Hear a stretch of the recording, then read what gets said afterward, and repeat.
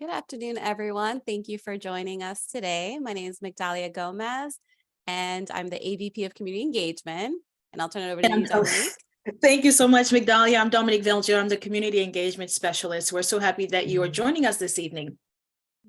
Thank you, everyone, for joining us. So today we're going to talk about money management tips for elders and their caregivers. Now, before we get started, I want to remind you, you are on webinar mode, which basically means that if you are commuting, having a snack, if there are children or dogs in the background, absolutely no worries.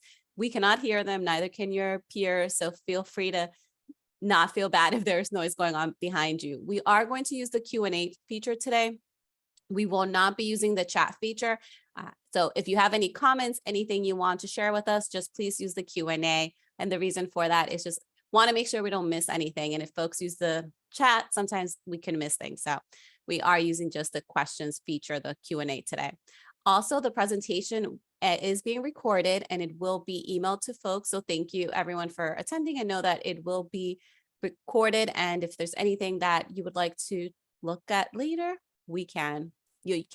And we will have a very quick survey at the end so that we can make sure that we're making this presentation and others be presentations that are answering any questions that you may have.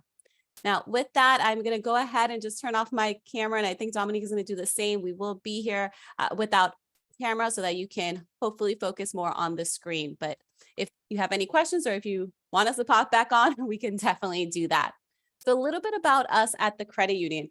We are Harvard's not-for-profit financial institution. So the credit union is very similar to a bank, but different in the sense that we offer the same types of products. So we have credit cards, checking accounts, student loans, you name it.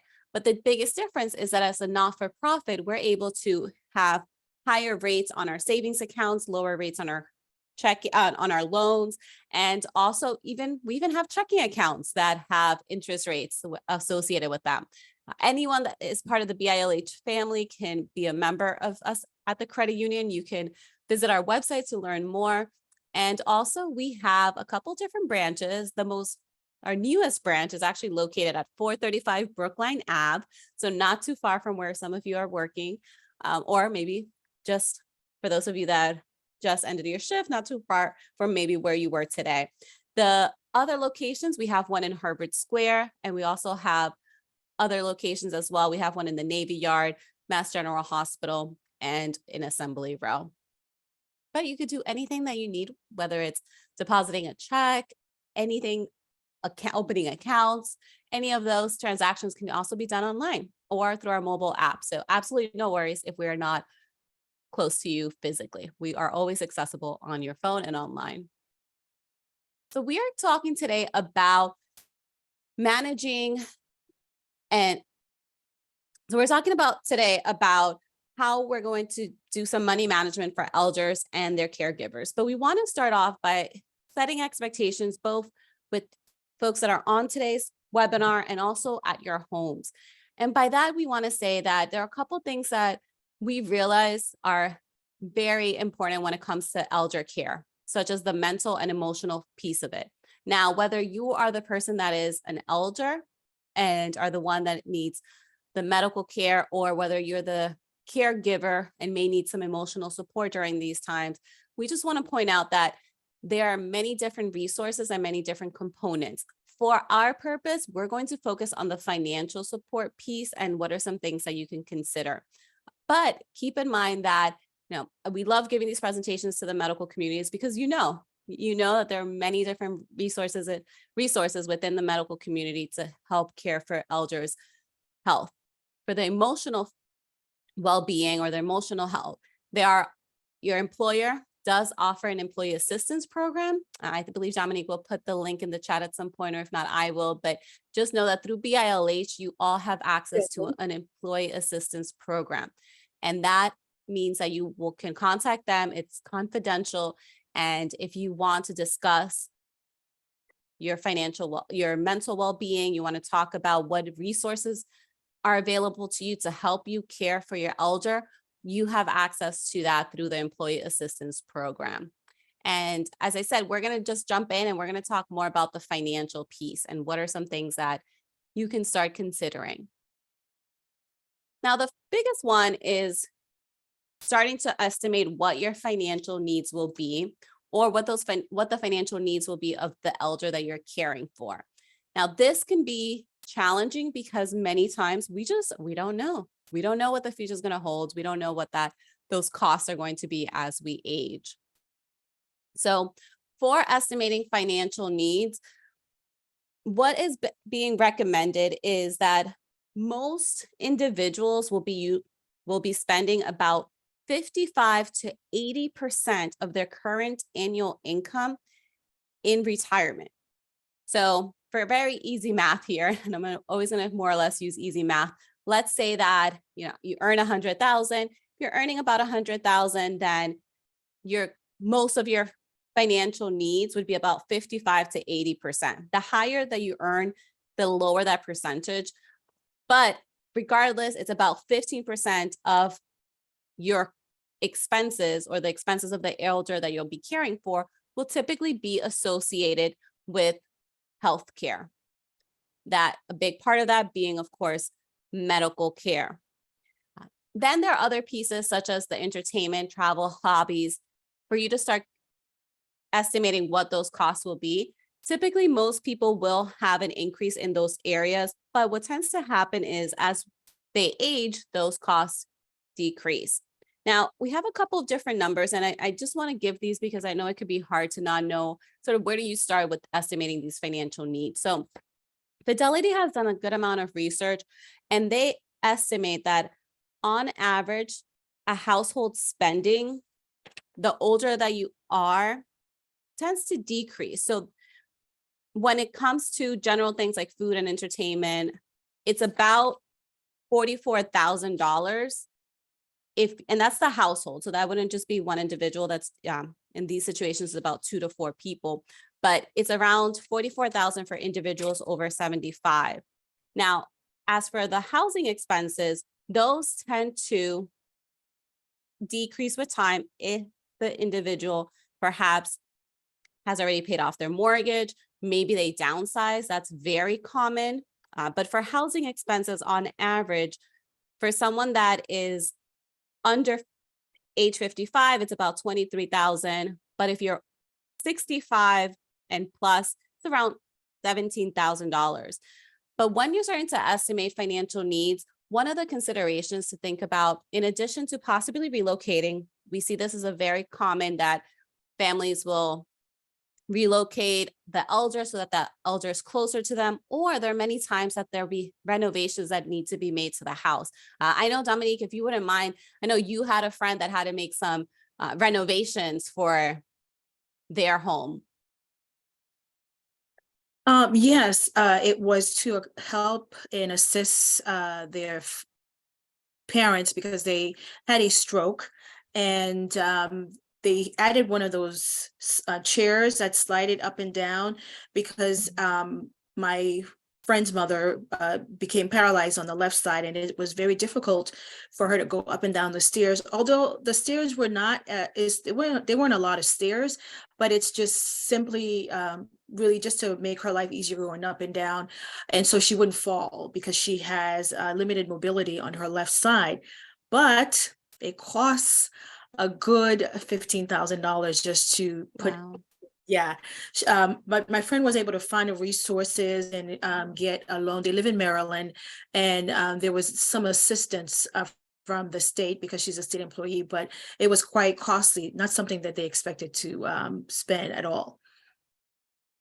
And that's the challenge with a lot of these, is that we just don't, it's hard to anticipate what these costs are going to be as we age. But this is where preparing, and we'll talk a little bit more about that, having some funding put aside will really be helpful. And I do have access, I apologize, I didn't have this before, but the website where you can go to learn more about the Employee Assistance Program for BILH is jobs.bilh.org. So again, that website is jobs.bilh.org, and there you can learn more about the Employee Assistance Program specifically for the Beth Israel Lahey Health community. So a couple of other things to start estimating potential costs that there may be are to start thinking possibly, would I want to start a trust? Would I want to create a will? And these are things that we don't tend to think about until sometimes, unfortunately, after the person passes away. And at that point, it's a significant loss for the family emotionally. And then to have to then try to determine, okay, where are the assets? Who's, what, how are we paying for things such as funeral costs? Unfortunately, that's another cost that is significantly high that we may not be estimating for beforehand. So one of the tips that we have is to start a very rough budget. Just start listing some of these costs and some of these expenses. I have another number that, again, it's not, these aren't happy number, and I apologize because I am sharing these numbers, but just to give another example of what expenses could look like for a couple that's retired at age 65 in 2022, they would need approximately 315,000 to help cover healthcare expenses. And of the healthcare expenses, most of the expenses, about 44% of those expenses are going towards co-payment, co-insurance, deductibles for doctor visits and such. And then about 39% of healthcare costs are towards Medicare, which would include the premiums, and then about 17% for prescription drugs. So just to give a little bit of context here, as for funeral costs, to estimate those, it's going to vary what state you're in, but in the state of Massachusetts, it's about $10,000. In Florida, it's about $7,600, and in Maine, it's about $9,000. Now, these numbers, it can be overwhelming to see these, and that I thank you all for attending today, because the earlier you get this information, the more you can start having the conversations within your family, within your support system, with the elder, or if you're the elder, you're having it with your family or friends, and to start having a conversation of how are we going to pay for these expenses. Now, with these expenses, a lot of times, and I think, Dominique sort of mentioned this, like they don't all happen at once. Like for her friend who had to have the renovation made to the house, like that wasn't a overnight. There was probably a progression of the elder's care, health, and therefore the need for these renovations to be made. So the good thing is that you do have, for the most part, time on your side if you start planning a little bit earlier. So some of the sources or ways that you can pay for some of these expenses: personal funds. But again, having that conversation with the elder and the family, like whose personal funds, how is this being paid for? If it's an elder that has children, will the children be splitting it equally? Will one child take more of the cost? If the elder doesn't have children, do they have assets? Do they have someone else that will be able to help for them, will help with these expenses? Borrowing. Now, this is something that we do see often, especially when it comes to making those home renovations. Like sometimes people will take a home renovation loan, or home equity loan, I should say, to make some of the renovations for house changes. Now, that is something that typically, depending on the elder and if they're working, and many times they're not, they tend to be retired, that elder may not qualify, or probably won't qualify for that home equity loan unless they have the assets to be able to make that payment. So they may need someone to co-sign for them. Or what we sometimes will see is that people put some of these expenses on credit cards, but that could be challenging because with credit cards, as we know, the interest rates are significantly high, and those costs are due within less than a month. So it gives you very little time to make those payments. As for the government, that is a big source, and most people do utilize those funds. But just for context, when it comes to the government assistance that's available for our elders, it unfortunately just never seems to be enough. And what I mean by this is, for Medicare, that doesn't kick in until the elder is 65 years old. Now, with Medicare, that means that most people nowadays tends to retire around 62 years old. So for Medicare, that means that if someone retires today, they won't have access to Medicare until 65. So if they're 62, that's 3 years that you have to think about, how are we going to cover those medical expenses? Additionally, when it comes to Medicare, unfortunately, a lot of individuals will think, well, you know what, Medicare will take care of it. Medicare will take care of part of the expenses, but not necessarily all. So some of the things that Medicare will cover. So Medicare has different parts. Part A will cover hospital costs after the elder meets a deductible. Part B is optional, and it will cover, it does require to have, there is a premium associated with that. So for example, a lot of individuals will sometimes have what they call Medigap. So they'll have another insurance to help cover the gap that Medicare, of the gap of coverage that Medicare does not cover. Just to give you a couple of sort of numbers, on average, that additional insurance or that Medigap coverage costs about $163 a month. So there's an additional cost to start thinking about and budgeting for. Of course, depending on the elder's finances, that cost could be lower. That cost could be zero. Many elders will utilize Mass Health or other, depending on the state that they're in, perhaps their state health insurance to try to cover that cost so that it's not coming out of pocket. But then in addition, there's also things that Medicare just will not cover. So long-term care, or sometimes referred to as custodial care, that's not covered, dental care, eye exams, dentures, acupuncture, cosmetic surgery, hearing aids, some routine foot care. So these are some of the things that aren't covered, which is why budgeting and planning for them in advance will be beneficial. Some of the other things that individuals will sometimes think will cover these costs will be Social Security. Now, Social Security does exist. It does cover expenses, but it's very much dependent on when the elder enrolls in their Social Security retirement benefits. Now, at this point, we're at the point that most people's full retirement age per Social Security will be around 67 years old. However, people can start taking out Social Security retirement benefits as early as 62, or they could choose to defer until they're 70 years old. When people defer, they're able to collect more in their monthly Social Security retirement benefit. When they take the Social Security retirement benefit at 62, it's going to be a lower monthly amount, and it will never increase to the same amount than if they had waited until they were 70. But of course, not everyone can afford to wait. Depending on someone's financial situation, they may need to they may need to access their Social Security retirement benefits at 62 instead of waiting to be 70. Now, for some context, just in this year, in 2023, the Social Security retirement benefits for someone who waits until their full retirement age of 67, that's $3,627 a month, or $43,500 a year.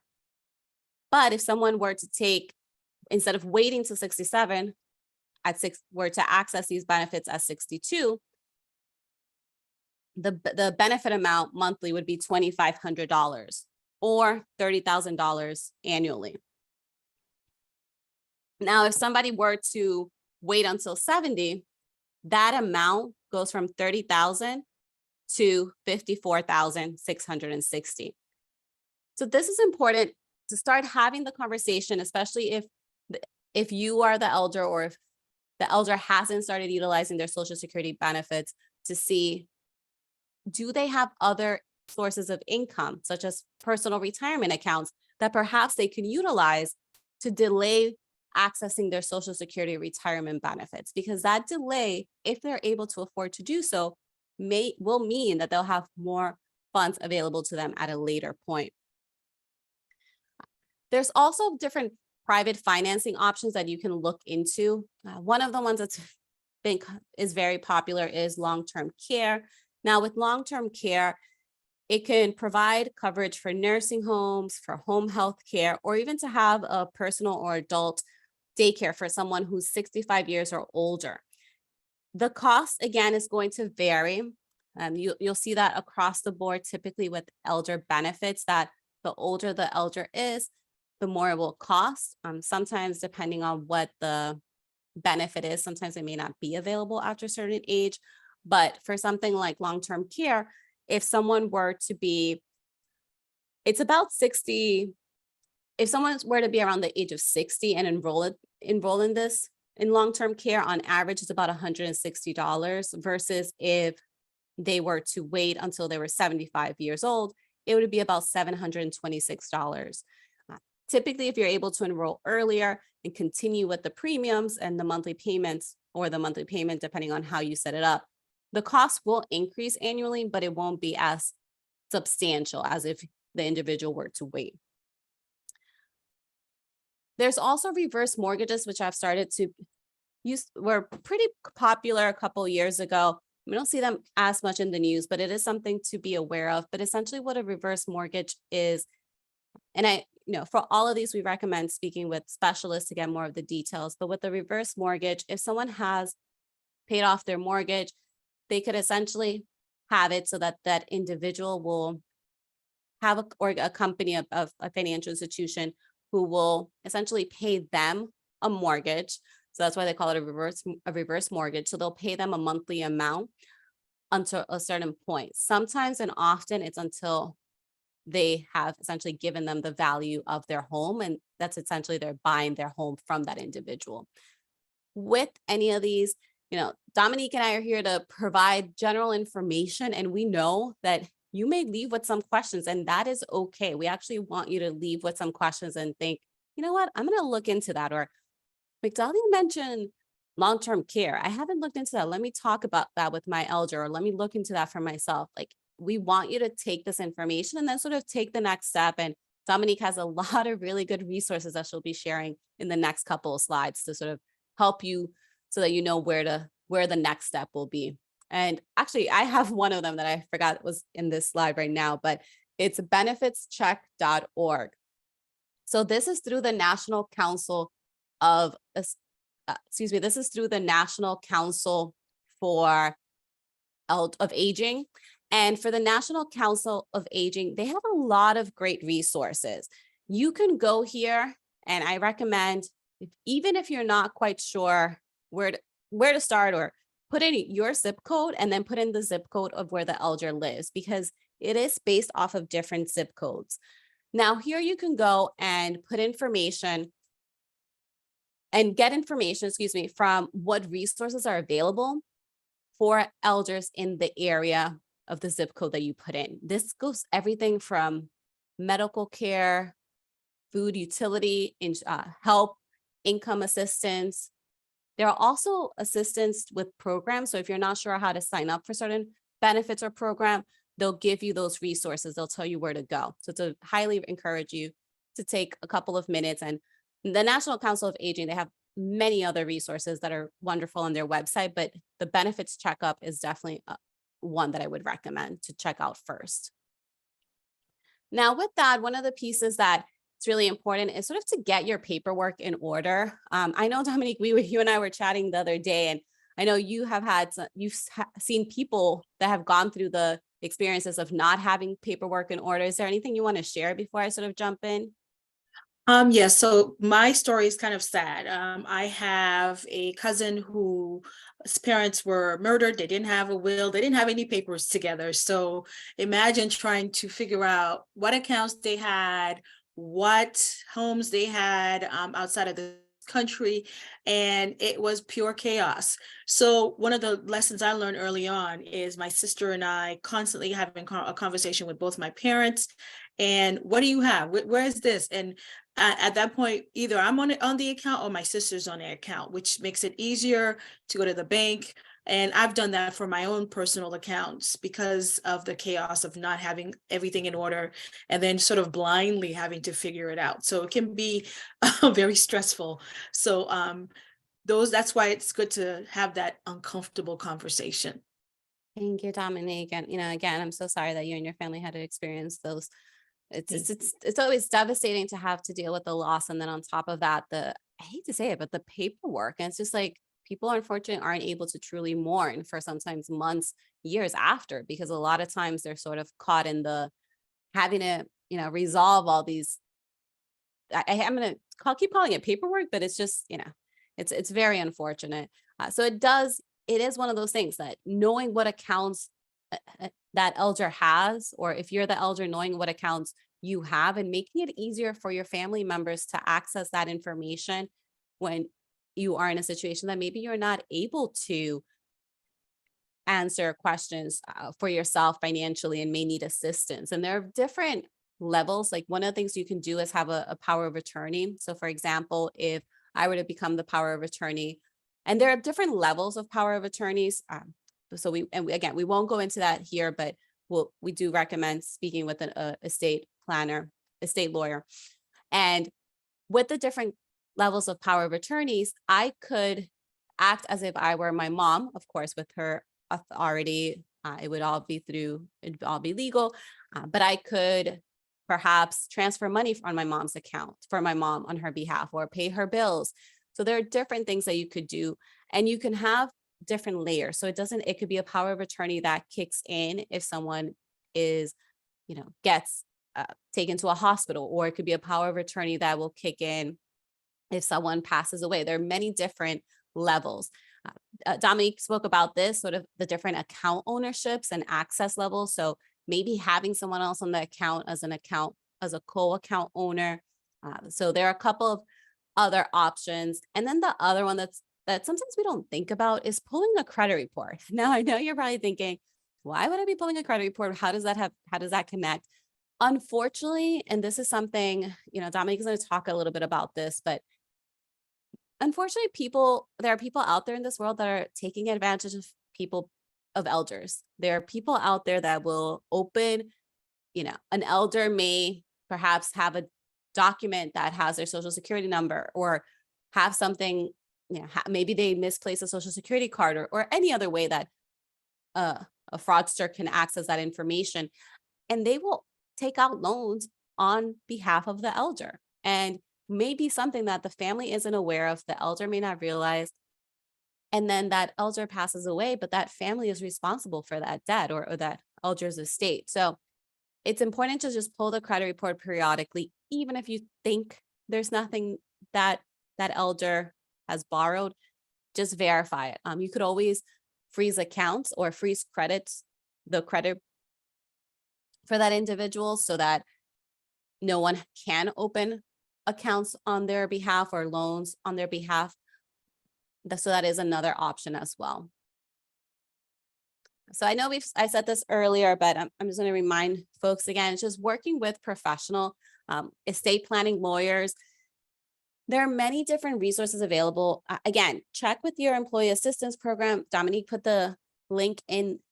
Again, you can also just contact your HR representative directly to get a little bit more information on what services you have, but typically you will have access to through the employee assistance program to speak to a lawyer that can give you perhaps a recommendation of what type of estate planning you may need.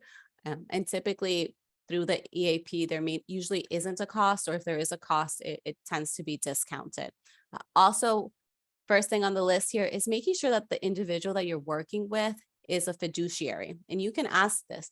What this means is if they're a fiduciary, they're going to do what's in the best interest for you and the elder, or for you as the elder, regardless of if selling another product to you would make them more money. So it's very, very important that you're going with fiduciary, because then they by law have to do what's best for you. It's not about them and commissions, it's what's best for you.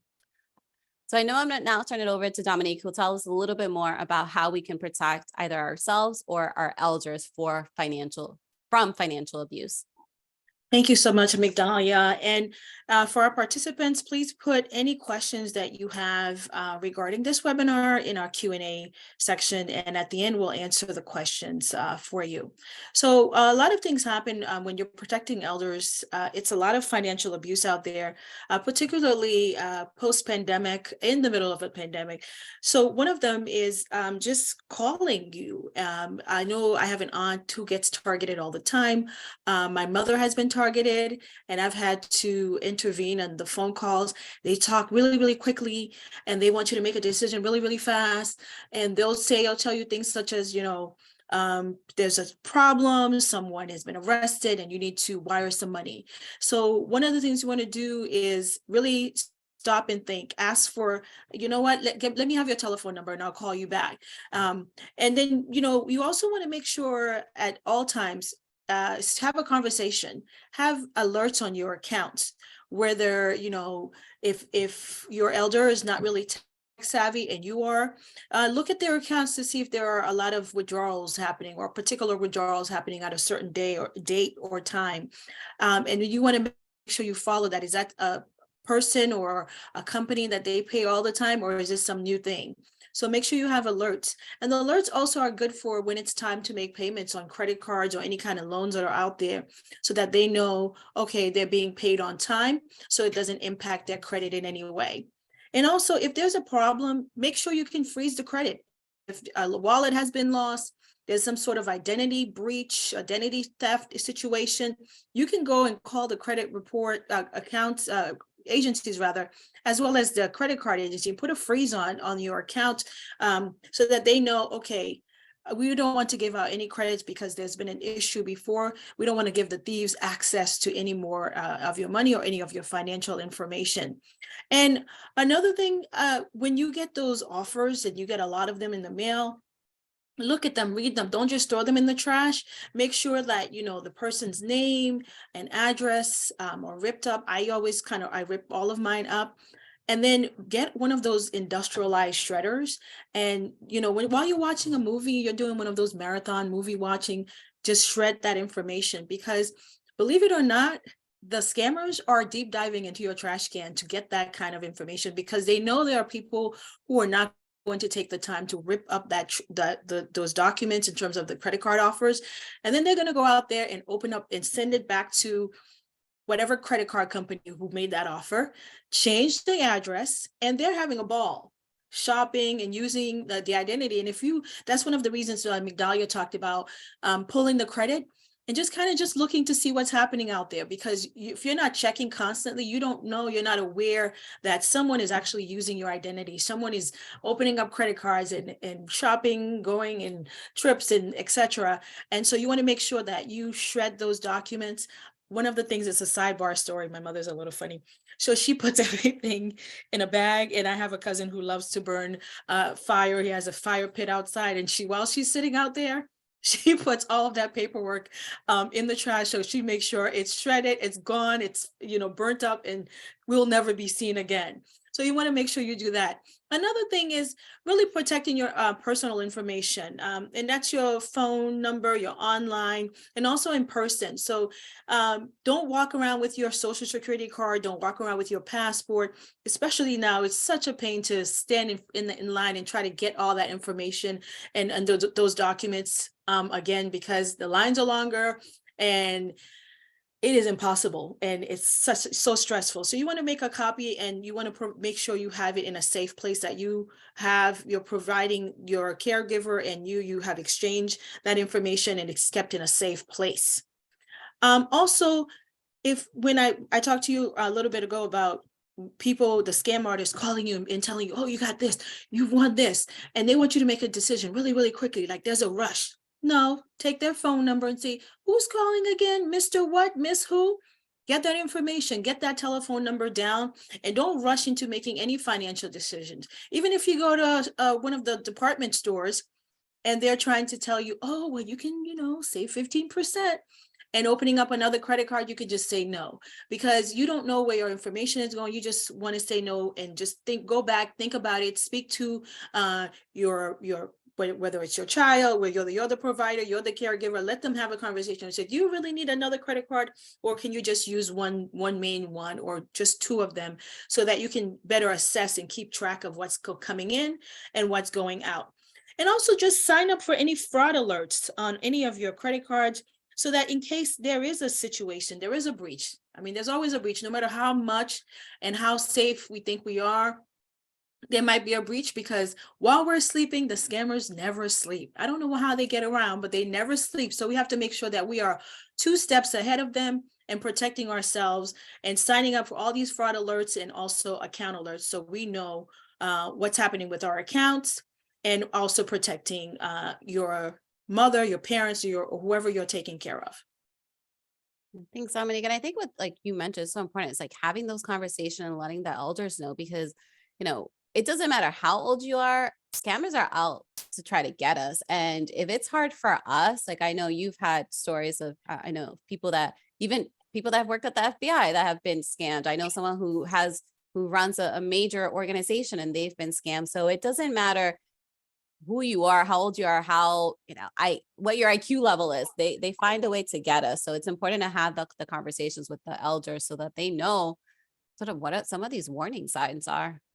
Absolutely. And then you can also do a national do not call registry. You can sign them up for that. And It's a and then great tip. also, yeah, and then also look for the local Adult Protective Services Agency. They have different ones, and they will help if you suspect your loved one has been exploited, or in any way, you can report them as well. And some of the things you can do when you're looking for signs of elder financial abuse, use if they get a paper statement, or even if they get it online, you can go through line by line and start looking for anything that's unusual in terms of ATM withdrawals, any kind of purchasing of gift cards, or if there's a wire transfer, something they've not done anytime recently, any kind of bills that are unpaid, which is not the norm for the person that you're taking care of, and you start suspecting, wait a minute, this doesn't seem right. Why is Comcast getting paid twice this month the same amount? So you start looking at these patterns, and if that's not something that's the norm, you want to make sure that you call them and figure out what's happening and stay on top of it. And then also just if they feel anxious or any rush, someone calls and they this sudden need to, okay, well, you got to make a decision now, just hang up. You don't have to be nice. You don't have to be polite, because you're protecting yourself, you're protecting your assets, and you're protecting the person who you're taking care of. And then tell them to, you can be rude. It's okay to be rude. Just hang up on them, because they want to stay on the phone. The longer you stay on the phone, the more they can try to sell you their spiel and try to take advantage of you. So it's okay. Just hang up. And also periodically go through over wills, any kind of trust that's around, and a power of attorney records. Make sure you kind of go through that periodically, just to make sure that everything is on the up and up, everything is signed, and there will be, the people who need to make the decisions are on those documents. And I know that there's something that we've started to see, and again, I think you may have an example of this. Just a lot of, with technology, a lot of elders and are becoming more comfortable on social media, which is wonderful, that, helps keep us connected. But unfortunately, there are people that are utilizing that to scam elders from out of their hard earned, hard saved money by having these romance scams, or pretending that a family member is in danger. But I don't know, Dominic, if you want to speak a little bit about the romance ones that you've Yes. seen. I actually was watching CBS Morning, and actually I have two examples. One is, this woman was an FBI agent, and she was scammed out of $2 million. This person, she basically took advantage of the fact that she could be lonely, and she believed that person. And first it was $500, and then before she knew it, $2 million she was scammed out of. And she never even saw or met this person, but she was on the phone all the time. Another one that's kind of big lately, it's the Bitcoin one. So they'll be next to the machines, the ATM machines, and there's no regulation, right? So this gentleman, they told him, oh yes, he gave them access to his savings account. He, without knowing, he didn't call the bank to verify. So they move his money from his saving into his checking. And so he doesn't know, he went and moved that money and put it into the Bitcoin, thinking it was his real bank calling him. So that's another thing you want to watch out for, the Bitcoin ATM that look like ATM machines. Once that money is gone, it's very difficult to trace that back. So by the time he realized it, it was too late. And this is a man who went to Columbia, and he, also is an Harvard grad. And so he's a really great artist. And so he was taken advantage of because they kept him on the phone, kept asking questions. And of course, he's being polite. He doesn't hang up. So those are the things that the scammer artists are really working overtime, trying to take advantage of your loved ones. So, okay, we've told you a lot of different ways that you can help protect your loved ones. What if you suspect that they've been a financial abuse? You want to have a conversation with them, sit down and say, okay, when do you think this happened? What do you think could have been done to prevent this from happening? So you immediately want to report this abuse to your financial institution, whether it's the bank or a credit union, and notify any attorney, especially if you have one that you're close to, who you're working with, and talk to other people who are in that network who is on board to help assist your loved one. And then you want to contact the local authorities, and that could be the attorney general here, and because we're in Massachusetts, they're very good at trying to figure out what's happening. And then any kind of social services in your area, just contact them and let them know what happened. And then also set up a plan so that with your loved one, you can say, okay, if this happens again, if someone were to call you, do role play with them, and also help them with to detect any kind of technology fraud that they can have. If it doesn't say HTTPS in the browser, those are things, don't open up any of those things. If they get some random text, I get them all the time too. I don't even open them. I slide delete because I know if it's a friend, if it's someone, my bank institution, they would not just contact me with some random text asking me for information or telling me, oh, you need to just click on that. So get into the habit of letting them know this is not the time to be polite. It's okay, just delete. If you don't know, if you're not expecting some text, it's okay to just delete it. If you're not expecting a particular email, a lot of those are phishing. They just want to gain access to your computer. And even if I've been on Facebook and I'll get these random, advertisements, and they'll tell you, yes, you can do this, and we'll help you with your student loans. I'm thinking, no, thank you, because I can call them myself, and we can discuss what we need to do about student loans. So always just be 2 steps ahead of the scam artists. And it's unfortunate too, because, a lot of what Dominique is going through, those scam artists sometimes could be the family members or the friend or Sadly. the caregiver, or, an associate, someone that they met. And, I've seen some cases where sometimes it could be, the person that you think is caring for your elder. So it's important to have these conversations and, be mindful of having them frequently, discreetly. And I think the best thing is if the elder is at a point that you're not quite sure if they're managing their finances, to see if you could have access to the accounts, be on the account so that you can get those alerts, you can see those notifications, because you may be thinking, we've seen, unfortunately, even grandchildren that will take Mhm. advantage of their grandparents. And of course, we know these are not as common, but it is common enough that we just want to make sure that just because it's a family member or a friend, that we're being vigilant with everyone.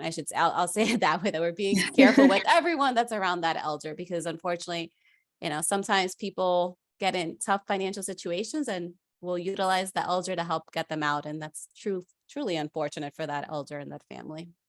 Yes, and that's why it's important to have more than one person as part of the village that who is assisting that person, because then they can be alerted like, oh, wait, something is off here. Let me look at this account. There's a pattern that's not correct with the person's personality or the way they handle their money or any of their financial needs. So it's important to have more than one person taking care of that person, your loved one. And then here are some good resources, that you can use to help. AARP, you don't necessarily have to join them. I think it's like $10 a year, but they do have a blog, and they have different things from nutrition to, traveling to, fraud and scams and any new scams that are coming up. They're really good reads. And also the National Council on Aging, NC OA.org is a really good resource as well, and AARP.org, and then another good resource. National Institute of Aging, NIA.nih.gov, good other as another one, and of course the Social Security Administration, SSA.gov. They have really good, a lot of them blogs and different little tidbits of information as things change, laws change, that will help you as well as your elder person just stay on top of what's happening, what are the trends, what's new, what's going on, and they're good reads. So if you're not doing anything, you can always, sit there. If you're waiting at the doctor's office, you can scroll through some of that information on your phone as well, or your tablet. And here in Massachusetts, just go on to this Massachusetts resources at mass.gov/topics/seniors. And it gives you a range of different topics, from prescription drug assistance, just different family caregiver support programs. And then, if, again, I talked to you about if there is, you suspect your elder person has been abused or there's fraud involved, you can report it here as well. And then you have a bunch of different long-term care and different services for at home, as well as in-home services and long-term care services. And if your elder is in a different state, check their state's website. But I would still go to mass.gov, because even if your elder isn't in Massachusetts, it's good because Mass is very comprehensive. So that way you can see what we offer as a state, and then perhaps seek that out in the state that the elder lives. Thank you, Magdala. And, there is support available, and not just for them, but for you. Make sure that you have support to speak to other people to see, well, what can you do to, because it can be a lot, right? It can be very overwhelming. So you make sure that you figure out what support will be more suitable for you and your family. And we have here at HUECU, we have something called Thrive Financial Wellness. We partnered up with GreenPath. And what it is, it's just a free financial counseling. We have different blogs, we have workshops, worksheets you can do right there on the site, and then even just short tidbits of video that will just kind of take you through, am I buying a home? I'm buying a car, and any kind of big financial purchases you're going to make. They have calculators right there. You can say, oh, will that fit into my budget or not? Maybe I need to wait for a little bit. So they have different online educational portals there. So go on huecu.org/thrive, and it's a free service, so you can just do it on your own time. And we love that we have this service. I don't think a lot of different financial institutions provide this for their members. Like I said, GreenPath is here. They are available to the free financial wellness. They also have a free budget. So you can access them on huecu.org/greenpath. They have access to 160 different languages, and they're on Central Time, and they operate Monday through Saturday. So a quick phone call, before you even make the phone call, just go on the site and see how they can help you budget and really deal with any kind of debt repayment counseling. I think, what you said, Dominic, is important. Like the budgeting piece with GreenPath, like you can call them with your elder or without your elder and just sort of create an estimated budget. I know when I went through all the costs, there was a lot. And if you're like, oh, I have no idea where to start, GreenPath will help you. Like they have access to a lot of estimated expenses for elders. So they can also just really help you create this budget and then email it to you afterwards. And you can call that same counselor back as many times as you need to sort of continue to work on that budget till you get it to a point that you feel comfortable with. Thank you, Migdalia. Another thing we do here at HUECU, we have blogs. Yes, we do. We have blogs on various topics from what do you do if you've lost your job? How do you cope with that loss of income?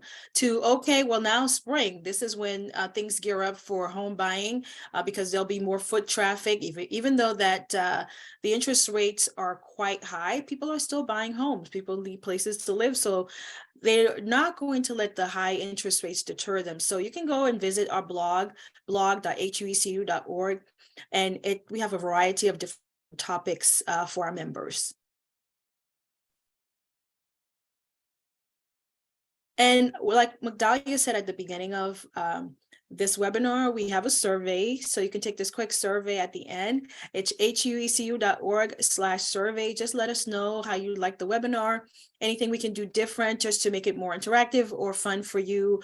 It's really good to just kind of let us know. So we're not perfect. So we want to make sure we can do it better and just really top ourselves from the last webinar that we've done. And we're not here to, kind of tell you what to do. We're here to provide a lot of just different tidbits and advice. And of course, for your specific situation, definitely talk to a financial counselor and speak to the elder who you're taking care of or you're in charge of, and have a collaborative effort and speak to what will work for you, what will work for us, and as a whole unit, how can I help you, and make sure that no one is taking advantage of you, and just so they can be just thriving financially. And of course, stay in touch with us, follow us on all of our social media.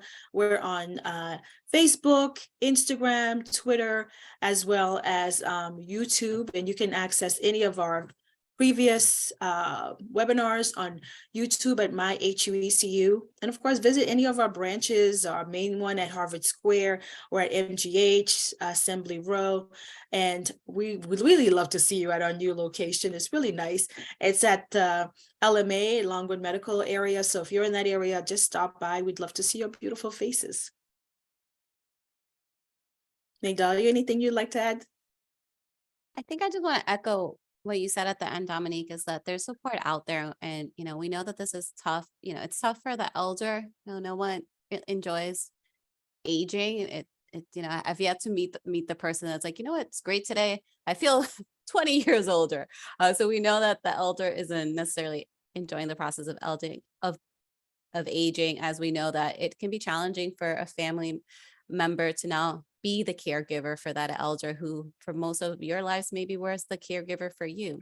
So just know that there is support. And even though we focus again on the financial piece, make sure you take time to focus on the emotional well-being of you and the elder. And then as always, look for the medical care to help support that elder and yourselves as well. Because, if I know about you, but when I'm feeling stressed, my health can take a hit. So making sure that we're taking care of ourselves as we take care of our elders as well. Absolutely. And just if at least practice one of the takeaways from this webinar, communicate, monitor the person's account, and really just designate a trusted contacts and a point of financial power of attorney. And please double check their accounts and their credit report just to see if there's anything that's a little bit suspicious in terms of their credit. All right, I don't see any questions in the Q&A, I just want to say thank you so much for joining us, and we really appreciate doing this presentation for you this evening.